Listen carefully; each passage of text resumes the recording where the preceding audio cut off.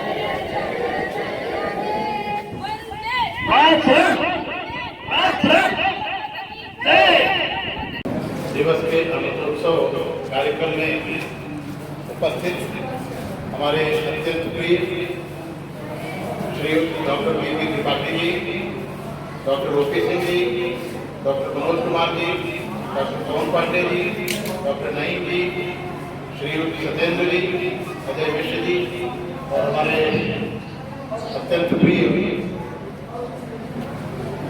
और जहाँ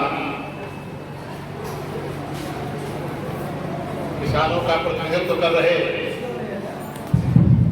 सम्माननीय द्वारिका सिंह पटेल जी, वरिष्ठ पत्रकार और कवि और हमारे अत्यंत प्रिय श्रीयुत प्रमोद बाबू झा जी, श्रीयुत सूर्यकांत शुक्ल जी और आदरणीय समरजीत यादव जी, इस सभागार में उपस्थित सभी सम्मानित बहनों और भाइयों, आज हम लोग अपने स्वतंत्रता दिवस का उत्सव मना रहे हैं। हम सभी जानते हैं भारत सभ्यता और संस्कृति की दृष्टि से विश्व का प्राचीनतम राष्ट्र है। हमारे पूर्वजों ने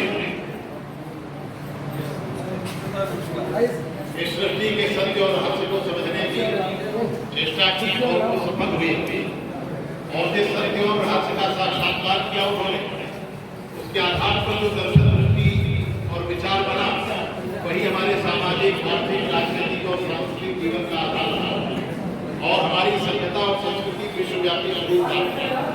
जो हमारे पूर्वजों ने केवल भारत के बारे में विचार नहीं किया, उनकी सोच वैश्विक थी।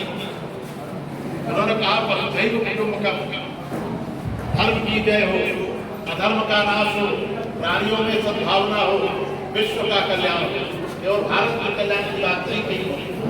आनो भद्रा कृतवो यन्तु विश्वता, that noble thoughts come from all corners of universe.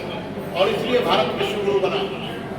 केवल अध्यात्म की दृष्टि से भारत विश्व में सर्वोपरि नहीं था, विकास और समृद्धि की दृष्टि से भी भारत का कोई सानी नहीं था। इसे सोने की चिड़िया कहा जाता था। पराक्रम में भी हमारे पूर्वजों ने सत्य और न्याय की रक्षा के लिए हिंद कुश पर्वत की सीमाओं के पार दूर दूर तक भारत के इस राष्ट्रीय ध्वज को फहराया। परंतु बंधुओं, परमात्मा की सृष्टि में सर्वांग शुद्ध कुछ भी नहीं है। समय बीतने के साथ साथ विसंगतियां और विकृतियां आती हैं। हमारे सिद्धांतों में, मूल्यों में, व्यवहार में भी विसंगतियां और विकृतियां आई, जिनका परिणाम रहा भारत शताब्दियों तक पराधीनता की श्रृंखलाओं में आबद्ध रहा। और उस कालखंड में न केवल हमसे राजनीतिक सत्ता हमारी दूर हुई, बल्कि जीवन के अनेक क्षेत्रों में हम दूर दूर तक पिछड़ते चले गए। परंतु यह भी सत्य है कि पराधीनता के इस कालखंड में भारत माता के वीर पुत्रों ने कोई एक दिन भी ऐसा शीश नहीं है जब भारत के किसी किसी कोने में भारत माता का कोई न कोई वीर पुत्र बलिवेदी पर अर्पित न हुआ हो, ऐसा एक दिन नहीं। आज इस प्रयागराज की भूमि पर जहां हम लोग खड़े हैं, यहीं पर भारत माता के एक वीर पुत्र, उनकी मां बीमार होती है, इलाज के लिए पैसे नहीं है। भगत सिंह उनके अनन्य अनुयायी हैं, उनके सामने आते हैं और कहते हैं मां बीमार है, रिवाल्वर की 22 गोलियां हैं, अगर 4 भेज दो तो वहां का इलाज हो जाएगा। तो जिनकी चर्चा हम कर रहे हैं वो चंद्रशेखर आजाद थे।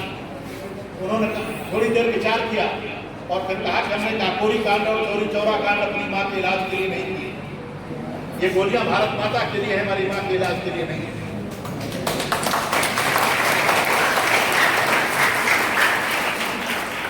भगत सिंह फिर कुछ बोले तो उन्होंने कहा अगर बहुत मजबूरी हुई तो 4 गोलियां नहीं, केवल 1 गोली काफी होगी।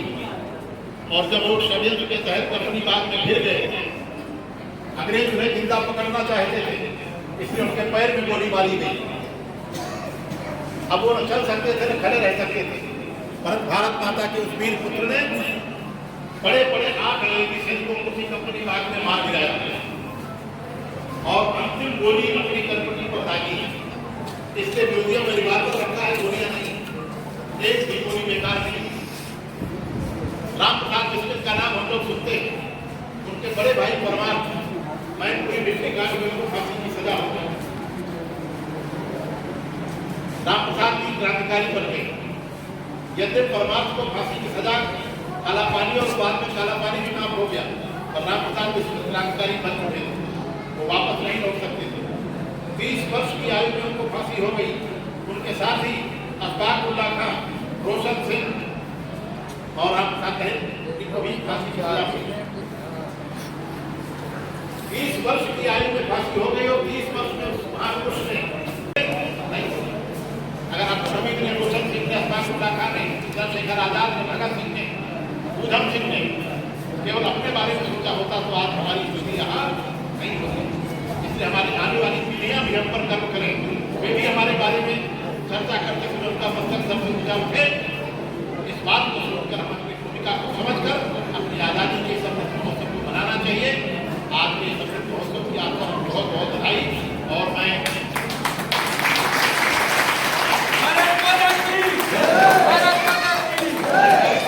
किसी ने इस पिछड़े हुए क्षेत्र में ये जो महनीय कार्य किया है, या भी जितनी प्रशंसा की जाए उतनी करो। ऐसा ही हम सब लोगों को सोचना चाहिए कि जिस भूमि के कारण, जिस देश के कारण हम यहाँ बढ़े, हम अपने कारण तो बढ़े, लेकिन इसमें हमारे समाज की जो भूमिका है, हमारे देश की जो भूमिका है, इसको समझ करके हम लोग किसी ने जो इस क्षेत्र में काम किया है वह भी प्रशंसनीय है। आप सबको आज़ादी की अमृत महोत्सव की बहुत बहुत बधाई। भारत माता की जय। ग्रामीण अंचल से महानगर और राजधानी में गिरीश चंद जी हम लोगों के आइकॉन रहे हैं और आज जेपी मेमोरियल में हम लोगों के बीच में है। बाबूजी, सुदूर अंचल में जिस तरह कार्यक्रम हो रहा है, क्या कहना चाहेंगे बाबूजी? मैं इसके लिए डॉक्टर ओपी सिंह जी की, डॉक्टर पीपी त्रिपाठी जी की और यहाँ जितने हमारे चिकित्सक बंधु बैठे हैं जी सर, उनकी मैं भूर भूर प्रशंसा करना चाहूँगा, क्योंकि उन्होंने चिकित्सा को अगर केवल व्यवसाय माना होता तो आज इस क्षेत्र में इतना बड़ा उपक्रम यहाँ खड़ा नहीं होता। इससे हम सब लोगों को प्रेरणा लेनी चाहिए कि जिस मिट्टी से हम लोग उठे और यहाँ तक पहुँचे, समाज में, संस्था में, परिवार में, देश में एक कॉमन रिश्ता है। हम कुछ लेते हैं और कुछ देते हैं। जी सर। तो जिस परिवार में, संस्था में, समाज में, देश में लोग लेते कम और देते ज़्यादा हैं, वो परिवार, संस्था, समाज और देश आगे बढ़ता है। और जिसमें लोग लेते ज़्यादा और देते समय संकोच करते हैं, वो स्टेगनेट करता है और डाइल्यूट कर जाता है। आज इस अमृत महोत्सव पर मैं उन सब लोगों की भूर भूर प्रशंसा करना चाहूँगा जिन्होंने समाज के प्रति अपने दायित्व को समझते हुए, समाज के ऋण को समझते हुए इस क्षेत्र में ये उत्कृष्ट काम किया है। आज के अमृत महोत्सव के सब लोग सहभागी बने, इसलिए मैं हृदय से इस ग्रामीण क्षेत्र के अपने उन बंधुओं को, विशेषकर बहनों को बधाई देना चाहूँगा, शुभकामना व्यक्त करना चाहूँगा कि वे देश के विकास की मुख्य धारा में शामिल हों और यह देश आत्मनिर्भर और फिर से विश्व गुरु के स्थान पर प्रतिष्ठित हुए। और क्षेत्रीय लोगों से, अभिभावकों से या क्षेत्रीय नागरिकों से सर क्या कहना चाहेंगे, किस तरह से ऐसे संस्थानों का सहयोग वे करें? आज भी अपनी इस मिट्टी से जुड़े हुए हैं, उस पर गर्व करते हैं, इसलिए वे हमारे लिए प्रेरणा के स्रोत हैं। अब हम लोगों को भी जिम्मेदारी बनती है कि इस क्षेत्र में रहने वाले, इस मिट्टी से प्रेम करने वाले लोगों के प्रति अपनी जिम्मेदारी को समझें और इस क्षेत्र को भी देश के विकास की मुख्य धारा तक ले जाएं। यही मेरी अपेक्षा है। बहुत बहुत धन्यवाद। महोत्सव मना रहा है।